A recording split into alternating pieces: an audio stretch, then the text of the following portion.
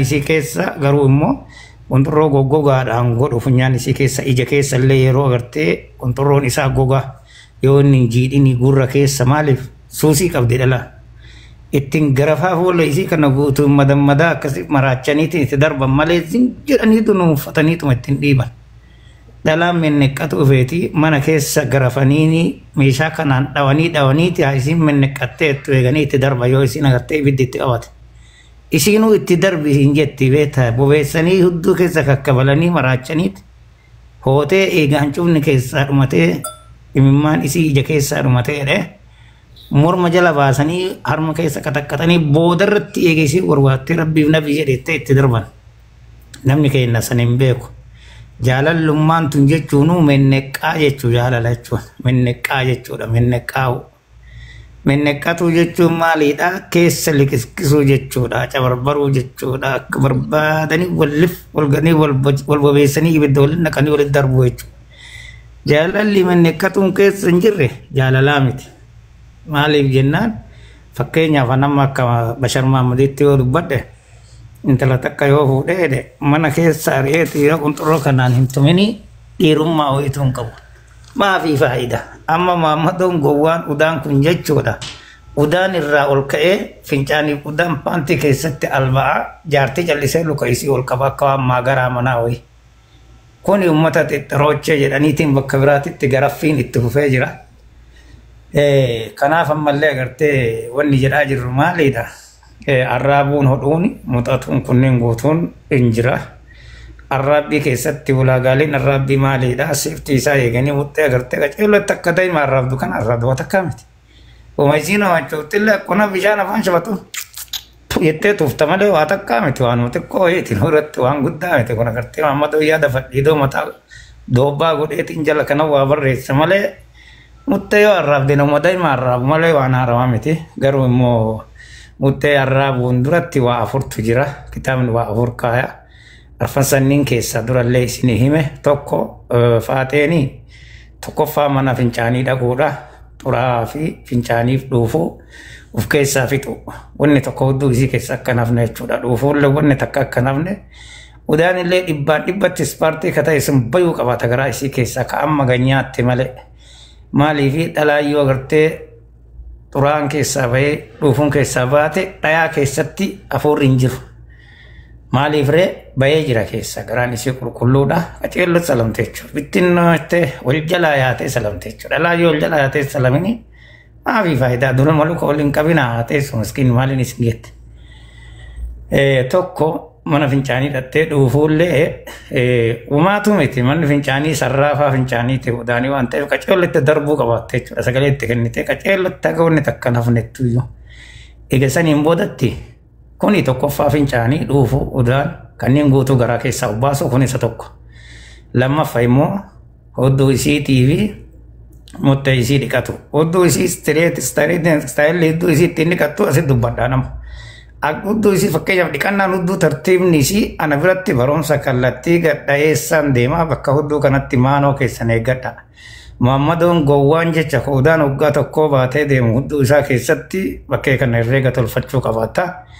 hudduu tana fakkeenyaaf amma udaantee of keessaa fitte dhuufu udaan of keessaa fitte hidhii hudduu teetii dhiqxa afaan arabaatiin isinii himaa silaa isinii himuun barbaanne amma naannoo kiyya waan arabni jiraniif jechuudha kitaaba isinii maxxansa hidhii qabdi hudduun tun hidhiin hudduu maali bakka udaan isa dhumarraa akaawwantiin udaanii gad darbamu san caafii dhumaa sanirra lafa bu'aa wannoo shintifeete keessa udaan sun hidhii jedhama ka keessaattu jira qaawuu isii amma afaan warraatiin isinitti himu ani ni beekamu matanna dhagaa kanaafi qaawwa isii san saantii afurii hookaa kottee keessan ka qubaa kana tokko pistaala itti martanii kottee keessan irbitanii dhixxan maaliif udaan gaga kottee saantii lamatuni as keessatti hafteennaan booda yoo ati dhalaa salteette hudduun isii yoo furteette udaan tana gadi baysiti sanirra ni ajaa'a udaan kun maaliif ta'a hin ajaa'ati udaan xiqqoon qabdu hin ajaa'a kanaaf jaarsaaf jaartiin gargara rafna jedhanii adda fiiddi isiillee Mahammadoon udaan isaa hudduu keessa suuqatee yartee yoo godhe kofti isii ni ajaa'a dhalaatiin yeroo hedduu muxxeen isii wanni gurraachattuuf maali Mahammadoo cidhaan isaa xurii jedha hudduun isaa udaanii keessan dhiquu dhaqee kan itti laaqe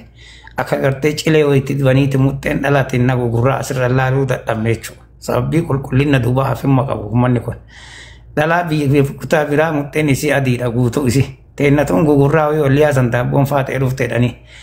rakkoo keessan asitti seef isin godhe maal jedhee chaappaadhaan isin dheere namni muttee dhalaa teennaa gurraachessee dhalaan adiillee muttee coomphaa jaldeessa mukarraa kufee fakkaattee fi sababbii namni kenna cilee cidhaan isaa xexxaroochee godhe achi garagalchee cidhaan isaa cimmaa qizeetiif udaaniif fincaaniif dhuufuun laqallaqee muttee isii keessa tumee achitti zaagamee dhalaa mutteen isii gurraachaftee gabrummaa jala jirtee dhalaan teenna akka jedhu asirraa xiinxalli irraa naa dhufe. Kanaafi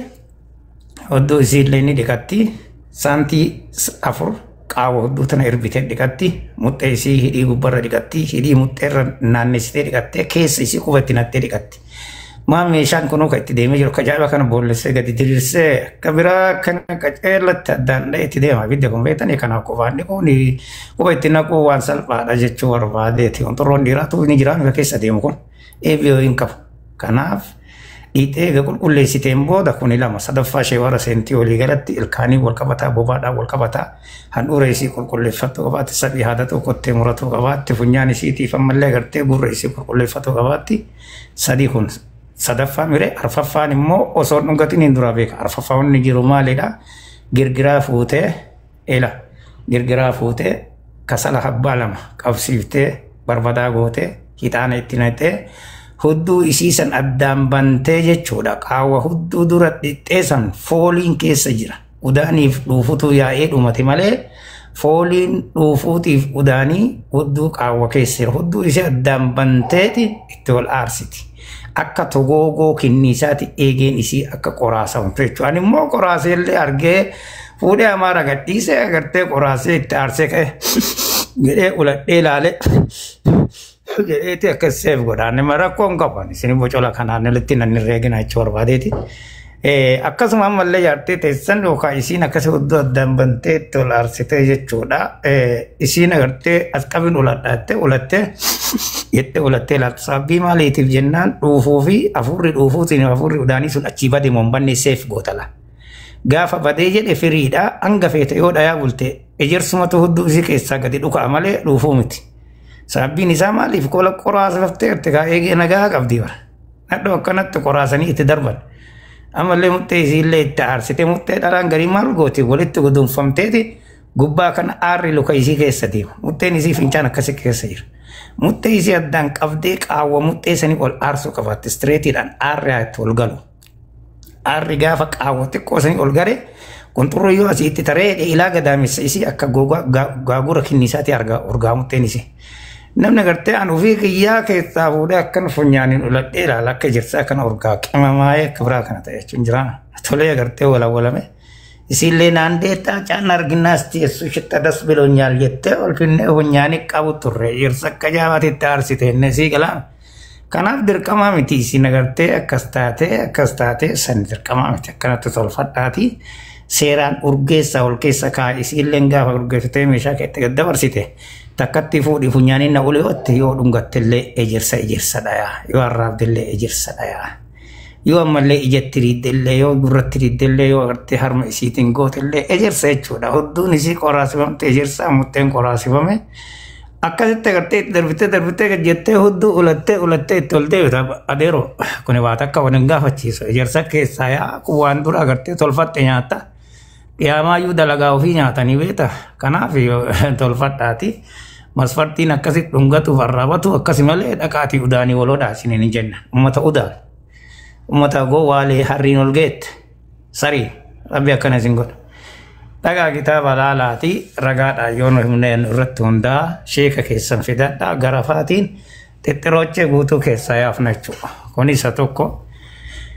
akkaataa gakkaayaa keessatti yoo dabrine waa'ee qulqullinnaa arfan kana dubbanne tokkoffaa agartee xuraaf keessaa qulqulleessuu fincaanii fidhuuf waliin lammaffaa immoo hudduu muttee isii bilisa gootee dhiqatu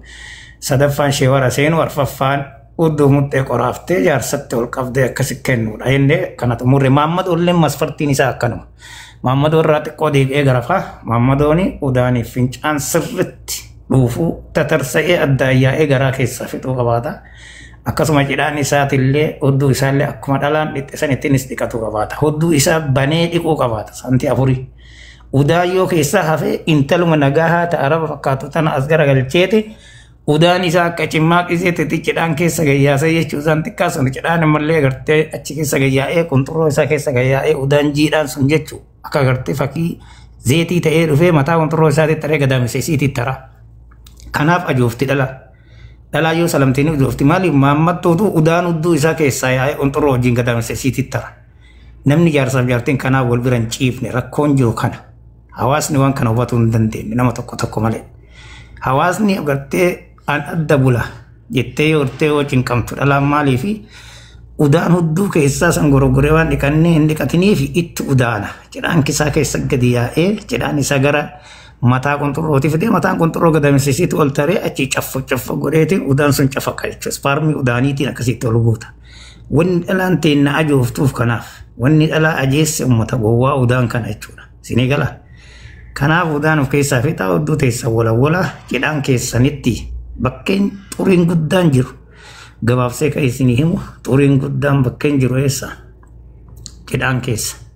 Cidhaan waa sadiitu irra wal gaha. Asitti na dhageeffadhaa qalbiin. Cidhaan kan irra wal gahu foolii udaanii, foolii fincaanii, foolii dhuufuuti. Maxxaraa qamaa qoshaashaa jechuun hin danda'amu cidhaan. Amma muttee dhalaa wayya cidhaan dhiirarra. Sababbiin isaa maaliif jennaan? Maammadooni dhuufuu kana nama akka agartee horii boojjii dhufuutti alba'u jira akkana nama ofirraa ilaalaatuma daf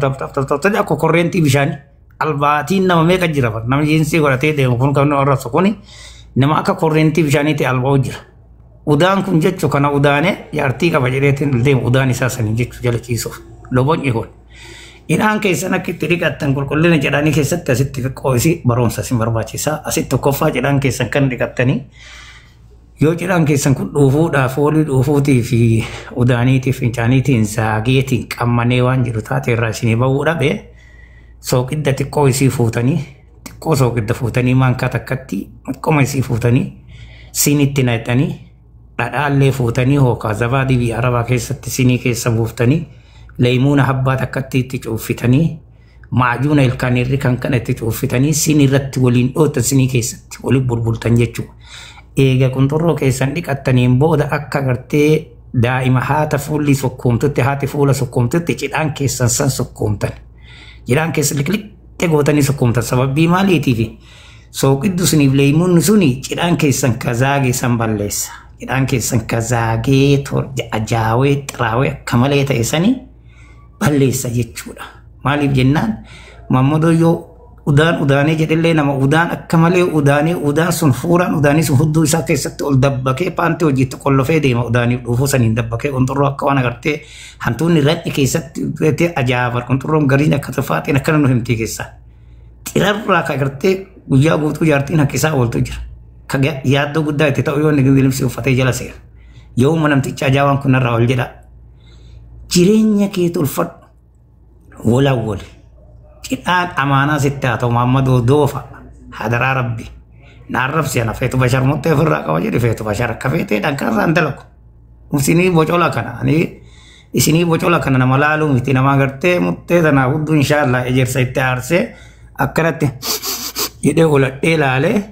urgoottu jedhee yoo urgaa'uu baatte andeette mallashinnaa yoo zanaa tsadaa arginaa ijin astaka keenee mebbaal sa'u nunji zimbiyaa idillanya insa sochi.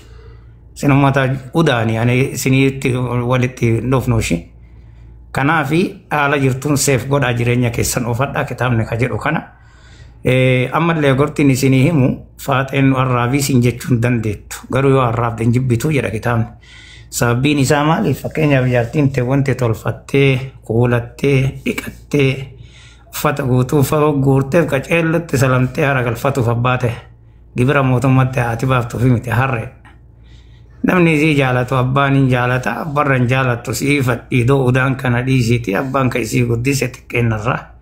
haati ka isii guddisan kabaanii isii beekan jara biraa wanni dhuftee fi nagaan godhamtee jiraatuuf malee abbaa agattee ati harka dhootee fi onnoo gartee udaan kee fantee keessa kaa'attee achi jaabuu baaftuu miti sii galeera. Kanaaf fikiris gama qaabiriin mibbaal nagaraallee ushaattu horii. Kanaaf dhugaa walii himnu kana wanni isiniin jennu maalidha? Faateen takka fakkeenyaa fi gaafii naa kalaa isinitti himuu jira yeroo takka dhalaan lama natti dhufan gaafilee keessan naa dhufe dhalaa takka jaarsisiin arraabsisa takka immoo jaarsisii arraabbiin beeku safuudha jedhee surree dura walitti biraa bahe walitti dhufanii egaa walitti dhufanii akkaataa itti naa himamee jedhette jechuudha mi akkamii jireenya akkam jaarsi kee akkam jennaan laa wallaa nagaan jiraannaa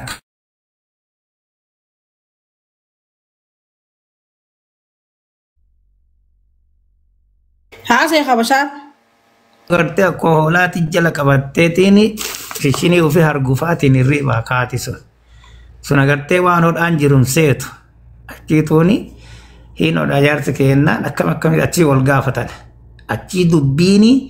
tajaarsi hodhuu suni tajaarsi hoonee naa hodhii jetteen ati safuu baate eessaa naa dhuftee uleen itti dhaabate mammadoon gowwaan akka isinii kun jechuudha uleen itti dhaabannaan biraa badde dubbiin sun guddoo taate akararratti kiyyaan sun boodarratti arraabee nammaatiin buleef kanaaf wanni isin jiraadha jaalala kennaa fi iddoo jaalalaa kallattiidha wajjin dubbadha akkaataa isin barbaaddutti godha hillolinaan itti gocina ispoortii hojjechiisa kabajaa jaalalaa kennaa fi iddoo jaalalaa kennaa fi karaa daa'imummaatitti dhalaatiin warqii godhaa jabeessa addunyaa keessatti dhalantiin uummata jabeeffamu malee uummata rakkifamu miti isin warri jaalala kennuu fi dhabe kallattiidhaanii jaalala warri kennuu fi dhabe isin faaxeellan ammallee gartee wallaaltonni waan beene faaxee wallaaltonni waan beene fadhii doodhani rakkinna hudduu teessan paantii keessa udaanii fi fincaaniif xurii laguu walitti dhooftanii deemtaniif dhalaa nagaa hin balleessina abbaan fedhe haa baratu abbaan fedhe haa dhiisu dhugaan jirtu tana jaalalaaf jiraadha jaalalatti amanaa wal gammachiisaa wal qulqullina eegaatee wal arraabaa wal godhaa wal gammachiisaa dhaabaa wal godhaa teessisaa wal godhaa ciibsaa wal godhaa vitaamin gatti oqoqoo deebisaa wal godhaa lukata akka ol fannisaa takka gad deebisaa akka barbaadanii wallaaqa isinii galee kun guutuun kitaaba irratti dubbatama akka inni dubbatamullee itti fufna waan dhoggameetiin jedhe isinii himna waan karaa ta'eetiin jedhanii dubbanna wanni hundaaf tokkollee hin jiru kanaaf akkasii quba qabaadhaa karaa kamuunuu tokkokin kenna habbaa 4 Bashar Mahammad ka jedhamu nu hordofuu dandeettanii kakuma 6 ni jira kakuma 4 ni jira kakuma 60 ni jira kakuma 7 ni jira tokkokin abbaa 5 banee deema isinii galeera karaa kamuunuu irratti hojjetuudhaaf qophii waan inni faatee bare mudeessa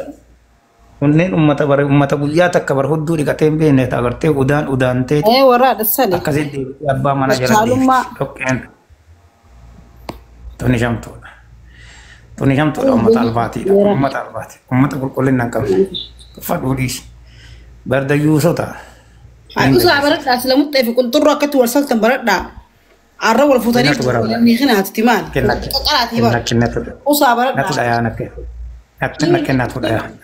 natu daya nakkenne qogo nakkenne si khannee biratara nakkenne xiqqosuu ta'e irra si qabu natu beekaa beekta natu dhiirsa isaaniiti ila asumaanuu Maammadoo gara fuufedhe shamarran isin obsa godha Maammadoon jechuudha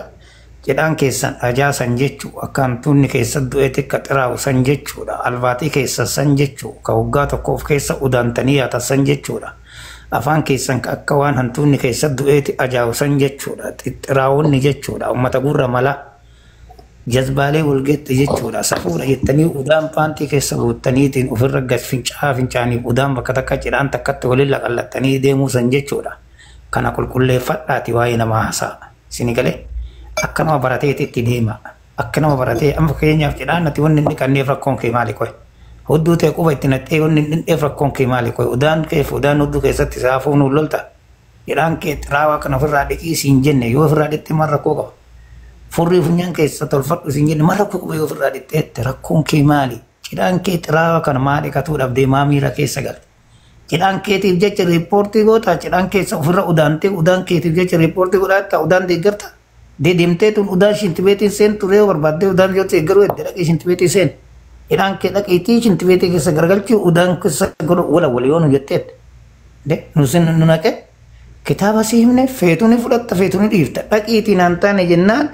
bakka itti udaante sanichidhaan kee riguu dandeetta abbaa ta'e si galeera malee dirqamaa miti asitti dhuftee udaanuu hin dandeettu barumsarra dhaabbanneeti dandeettii qabaannaan kitaabaan nuti dubbachuu carraa guutuu qabda saa 24tti laakiin laqqeen cidhaan kee ofirraan dhiquu itti dhaqii udaante sanichidhaan kee rigi sii ta'e كوني كبجا كيتي أكسيتو تكسو برباد لما تيمو وفي الراديكي كنترو كي في الراديكي فينشان كي في الراديكي ميشا كي كنترو كي فريدمي كني في فريدمي أرجتين كأجلو تبلا بلبي إذا دلمان كفسيسي كسنيات سي أدي تدي بسي جيدا كان لك الله كي جوجا كان أي تك المونماتت حرقال فتيسي ودوسي كبنيسي في اللي كبنا يسين جنة لكن أنت وجدت فينشان سمير أول فينشاي وفي الرفير فرسيتي فينشان سفولت كنترو كي تدي بدودين نكى سيجايرا أنا كتقول لسيم أكن تان لسيم ودندا لفتين نتبوك سورة لكيتي فينشان كي كنترو كي ترفير سمير جوجو قبض قالوا موني سينجن نمالي كنترو كي لقيتي كنيف كنترو سبي كي هذه سبي نكن شرس إسبارمي دوبدي في سني دومس سينجن كنترو لك كغوتيو هاديت تلچته کرتے اجائب کن اسباب تے تلچته تے اکر کرتے لامدا الله کے سدابنی تمتے نگات نسواسے کچلو رارک انا ما چون اك متا گيات تي موجدون والله ما غمنا كيس قبه تديبه ينغم متا جچون جرام كله ده نظيف اكنا رافوفاتي تديب واتكنجرا نظيفك نسونو ani cingka ni sojo buka pada sino jimbo buka pada mal tu naga kaisi wani sabin akadam tu wajib rasulullah sallallahu alaihi wasallam untuk ronni kancara hadata kulkulesa sininjin kanaf wanjur tu sini timne danditi kabana nuji naso danditi kabuj wana ko bakesa nuddu ka tani demu dandita male nuji bi ofun dandita sini galera kana ratta ko jettani ettani utuma kesanu barom sik kamran isini kinnam asille feni dubbata manaki yattille wal kunnum tisala ragadan hasawna dandetti qabannan hojina so dandetan raga finne